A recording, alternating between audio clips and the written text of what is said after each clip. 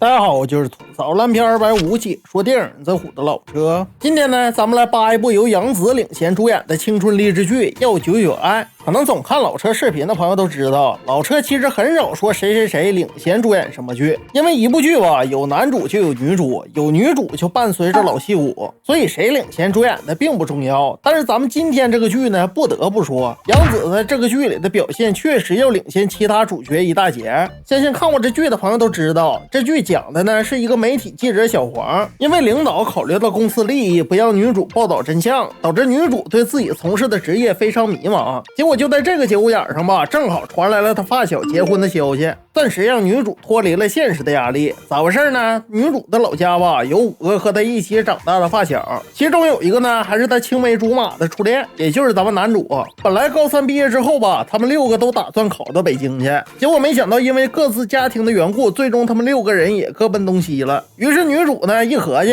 就打算借着这次回老家参加婚礼的机会，把几个人攒到一起聚一聚，看看大伙这些年都有什么境遇。而且女主以前在老家的时候就是孩子王，所以趁着这次机会，女主想的也是这10多年没见了，谁遇到困难能拉就拉一把，能帮就尽量帮，然后好把童年的爱情和友情给弥补回来。老实讲，如果不谈演技和人设，就这剧的故事来讲，确实挑不出什么逻辑上的问题。但是咱话又说回来，逻辑没问题，它不代表故事吸引人，而且这剧主要的问题也都是在叙事结构和人物刻画上，并不是这个故事的本身。当然这事儿咱们放到最后说，我先给大伙说说这剧里的人设。首先呢，咱们先说女主小黄。老实讲，这个角色呢其实没什么可说的，因为女主是此剧中最浓墨重彩去刻画的一个人物，而且人生轨迹也比较样板化。你看她从小的时候就想当记者，长大后也如愿以偿了，是家庭氛围也和睦，家境也殷实，也没有什么烦恼。当然这也促成了她能去外地追求自己的梦想，做她自己喜欢的工作，应该说几乎没有遇到什么挫折。如果不是开头因为公司领导顾及公司利益，女主也不会对野蛮报道真相的事妥协，这我估计应该是她在工作中挫败感最强的一次了。所以说女主时隔10多年前后的性格和品行变化不大，我是可以理解的。而你要从演技上说呢，杨紫诠释的也比较不错。虽然说杨紫演的剧我吐槽过不少，你是说沉香如屑呀、长相思啊、余生请多指教、女心理师啊，我几乎都吐槽过，但大多数吧都是剧本问题。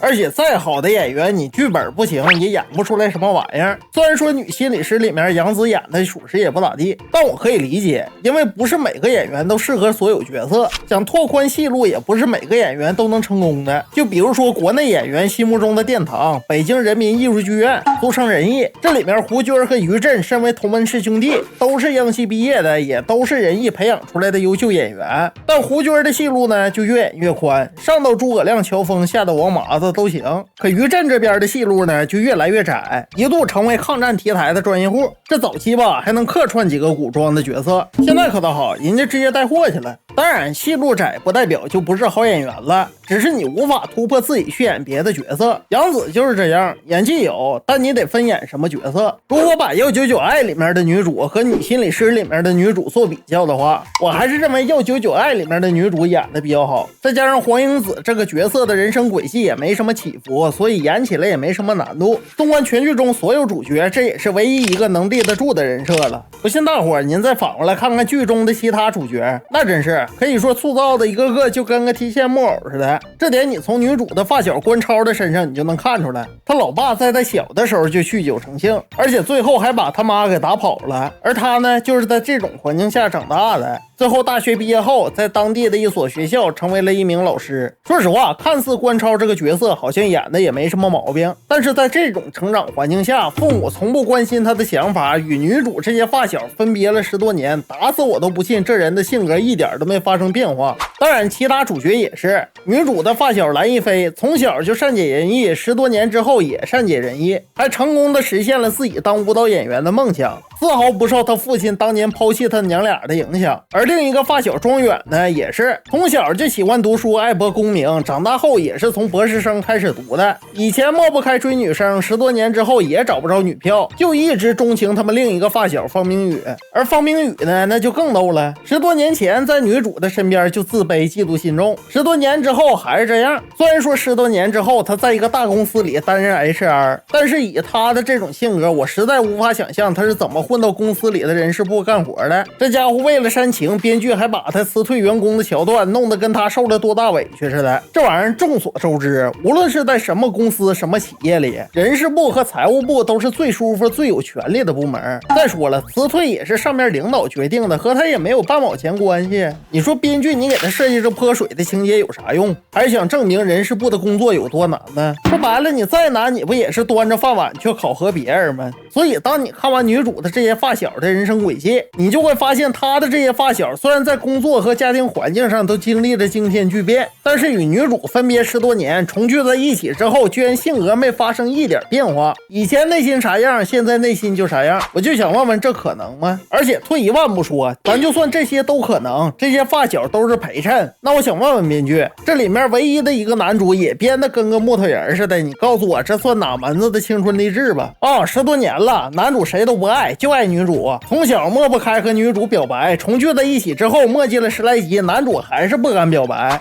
一边看见女主骑个摩托哇哇撩，而另一边呢又把女主的相片放在钱包里贴身了10来年，最后半路呢还杀出来个展模给男主吃飞醋，咋的你在这跟我俩水时长呢？当然这时有的朋友就该说了，老车你不能否认有这种一成不变始终如一的发小和初恋。对，我承认这种人确实有，但那咋的，这剧中的主角全是这种人呢？说白了，你这到底是编青春励志啊，还是编童话故事呢？真事儿，你要说女主这种没遇到过什么挫折，从小一路绿灯到大的人有，我信，因为人家本来家里家外也没发生过什么变故，所以人家10多年没有性格变化，我可以理解。可剧中其他这些主角一个个家里要么是父母离异没正事儿的，要么是老爹拿着街坊的钱抛妻弃子的，不是到处显摆自己孩子给主角施加精神压力的，就是工作忙的从来不关心男主生活的。你告诉我，就这些人能和女主一样保持初心，10多年没见，内心没有一点性格变化吗？真的不是老车吹毛求疵啊，咱都不用和《漫长的季节》里面李庚希演的那个角色比，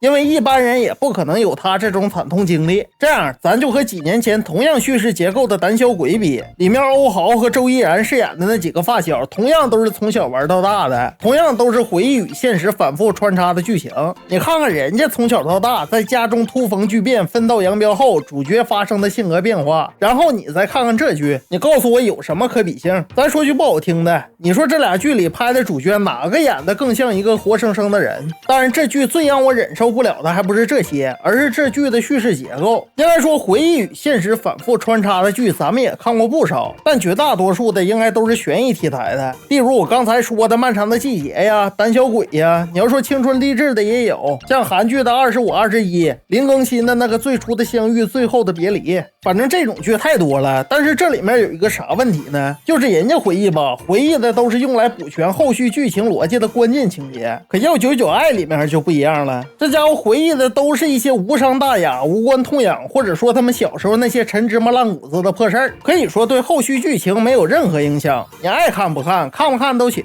说白了，这些回忆的情节，即便你不看，后续的剧情也不耽误你追，所以这也是我说这剧能把人看睡着的原因之一。不说别的，你在家里看着剧的时候都不用按暂停键，无论你是下楼取个快递呀，还是去超市买个东西啊，或者说在家洗澡，完事儿之后你再回来接着看着剧，你都不会觉得你少看了什么剧情。当然你不能说你这里面的人物关系和人名都没认全的你就这么干啊，前提是你得知道这里面的角色关系。而且咱退一万步说，就算你回忆的都是一些陈芝麻烂谷子的破事儿也行，但你也没必要让主角们动不动就睹物思人、睹人思事的吧。这家伙一会儿大头贴的，一会儿仙人掌的，真的这主角多亏没从小时候记事儿的时候就开始回忆，如果动不动就回忆一集，这剧还不比乡村爱情和外来媳妇本地郎都长寿啊。可以说这剧回忆与现实交叉的扯淡程度就好比什么呢？你出门刚看到个足球就想起少林功夫好了，你午休刚点了个外卖就想到蒙面加菲猫了，你掏出个银行卡刚要消费，脑子里就浮现刑事组之虎了，你刚要回家打车就想起自己没上车了。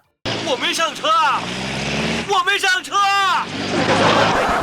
反正就是主角看到点啥你都得回忆回忆。要我说这剧情咋说呢？你要说剧情好啊，无聊透顶，感觉就好像是一群90后在围着你唱夕阳红。当然老车也是90后啊。你要说这剧不好呢，剧情也没什么逻辑问题，我只能说这剧当个背景墙也不错。你是在家做家务也能看，给孩子换尿布也能看，睡前当个催眠曲也行，开车当个 BGM 也不耽误。可你要说把这剧当成一个青春励志剧去追，那我劝你还是歇歇吧。我是没感觉出这剧有什么青春励志和荷尔蒙，这玩意儿所有人的性格都是随着自己阅历的提升和环境的变化而变化的。但是在这剧中几个主角分隔了10来年，我是一点都没看出来。如果给这剧打分，满分是10分的话，这剧撑死也就是6分，而且其中有2分还是女主的。总之作为青春励志剧来说，这剧确实能看，但是值得看的东西确实不多，更别提什么励志了。行了，咱们今天就侃到这儿吧，我是老车，咱们下期再见。